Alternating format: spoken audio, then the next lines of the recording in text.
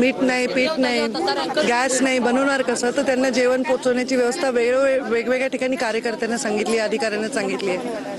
तर आता त्यांना तेच त्यांचं ऐकून घेते मी. आज हिरापूर असेल तुम्ही पाहणी केली, लोकांच्या घरातलं सगळं साहित्य वाहून गेलंय, शेती पिकांचं नुकसान आहे आणि शेतीचं साहित्यही वाहून गेलं. हे असंच सगळे डबे मिळून खातायत, डबे घेऊन खातायत.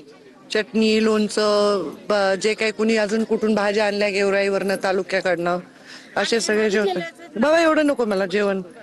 तर कालपासून या संपूर्ण परिसरामध्ये रेस्क्यू सुद्धा करण्यात आलं, अनेक लोक अडकलेले होते आणि आता कुठे पाणी ओसरतंय. आता सगळी परिस्थिती तुमच्या लक्षात येत असेल की किती प्रमाणात नुकसान होतं. प्रचंड नुकसान आहे.